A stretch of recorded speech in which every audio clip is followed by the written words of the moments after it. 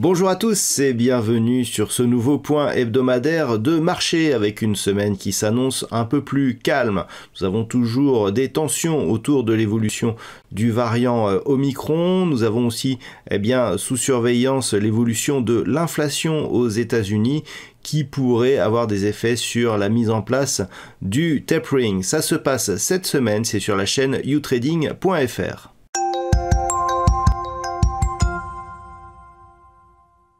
Et donc pour cette semaine qui commencera le lundi 6 décembre 2021, nous allons commencer lundi avec, dans la matinée, du côté de la Grande-Bretagne, le chiffre du PMI à la construction. Mardi sera une journée un peu plus chargée puisque nous aurons en Australie, dans la nuit donc de lundi à mardi, la diffusion des taux, de l'évolution des taux de la Banque centrale australienne. Dans la matinée, en Allemagne, nous aurons l'indice ZOO et les chiffres du PIB pour l'Europe, alors que dans l'après-midi, du côté du Canada, nous aurons l'indice PMI IV.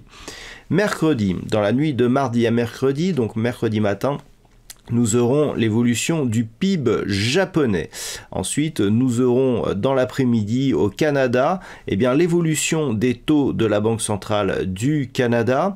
Du côté des États-Unis, nous aurons le rapport JOLTS ainsi que les stocks hebdomadaires de pétrole brut. Jeudi, nous aurons aux États-Unis les inscriptions hebdomadaires au chômage. Et puis vendredi sera la journée la plus suivie, puisque même si dans la matinée nous n'aurons que les chiffres du PIB de la Grande-Bretagne, l'après-midi, nous aurons les chiffres de l'inflation du côté des États-Unis qui sont énormément attendus puisqu'ils pourraient avoir un effet sur la mise en place du tapering par Jérôme Powell. Passons maintenant à l'analyse technique des principaux actifs de marché, en commençant par le CAC 40, donc l'indice parisien qui depuis cette impulsion baissière ici semble vouloir se maintenir ici sur cette zone des 6708 points. Nous avons une zone ici à 6830 points que le CAC 40 ne parvient pas à franchir ou à clôturer. Donc au-dessus de cette zone, on a toujours une évolution donc qui se fait au contact de la bande de Bollinger inférieure sous cette moyenne mobile. La tendance reste donc baissière. Une rupture ici de cette zone des 6708 points, notamment en clôture, pourrait donner un signal d'accélération du mouvement baissier en direction de nouveaux points bas significatifs. Nous avons notamment cette zone ici intermédiaire des 6575 points, mais un retour ici sur la zone des 6420 points est possible en cas d'accélération, ce qui nous ferait un retracement total de cette dynamique. Du côté du DAX, ce que nous pouvons constater, c'est que pour l'instant, l'impulsion baissière qui a été constatée donc il y a un peu plus d'une semaine, nous a quasiment ramené ici sur cette zone des 14 800 points. C'est cette zone qu'il faudra surveiller cette semaine si les cours reprennent une trajectoire baissière, puisqu'un franchissement ici de ce support nous donnerait un signal de retournement de la tendance moyen terme qui s'est neutralisée mais qui pourrait repasser baissière en cas de franchissement de cette zone de support. Si les cours du DAX parviennent à repasser au-delà des 15 516 points, on pourrait neutraliser, voire avoir un retournement ici de la tendance court terme.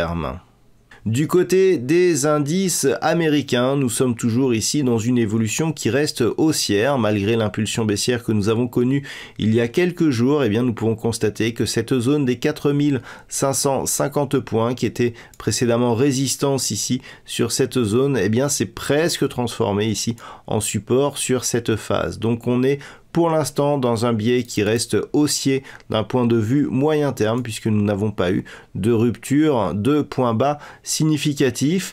Pour cela, il faudrait casser ici cette zone de support proche des 4275 points.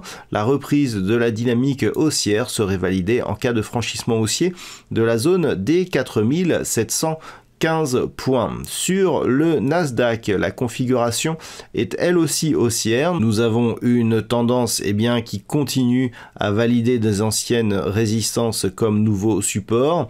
Attention ici à une rupture de cette zone des 15 715 points qui pourrait neutraliser la dynamique. Par contre, pour avoir un retournement, il faudrait ici casser cette zone de support intermédiaire proche des 14 450 points. Donc la tendance reste haussière sur le Nasdaq avec, en cas de franchissement de la zone des 16 800 points, la validation de la poursuite de ce mouvement haussier.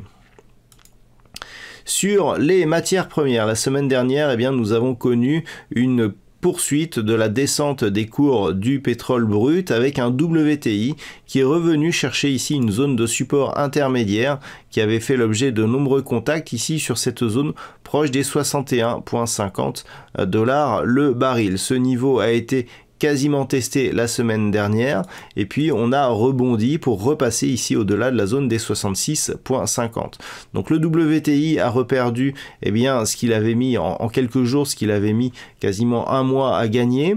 On a ici une dynamique qui se neutralise d'un point de vue moyen terme. La tendance sur le WTI est neutre. D'un point de vue court terme, les indicateurs nous montrent qu'un rebond technique est possible. Toutefois, on restera neutre tant que les cours restent ici sous la zone des 75 $ le baril, alors qu'une rupture confirmée ici de cette zone des 66,50 pourrait nous donner un retour donc sur cette zone intermédiaire des 61,60, mais viser un retour sur la zone des 57,50 $ le baril. Sur l'or, nous sommes toujours dans un biais neutre après la tentative de franchissement ici de la zone des 1860 $ l'once. Les cours du métal jaune reviennent au final sur cette zone de support des 1760 $ l'once. Donc on reste ici dans un range que le métal jaune occupe depuis maintenant quelques semaines avec ici des oscillations qui se font globalement autour de cette zone des 1760 $ l'once. Une rupture de cette zone pourrait nous ramener dans la partie inférieure du range moyen terme sur ce support des 1675 $ l'once, puisque ce n'est que sur une rupture de cette zone que l'on validerait une reprise de la dynamique baissière. Et enfin, nous terminons avec le marché des devises et une paire de devises euro-dollar qui a confirmé la cassure ici de cette zone des 1,14. La paire de devises évolue désormais dans un range entre ce niveau des 1,14 qui a été testé en tant que résistance récemment et le support ici des 1,1180. D'un point de vue très court terme, nous pouvons observer ici une neutralisation de la dynamique, mais d'un point de vue un peu plus moyen terme, on reste ici dans une tendance qui est baissière depuis ici cette accélération qui s'est produite suite au franchissement de cette zone des 1,1680.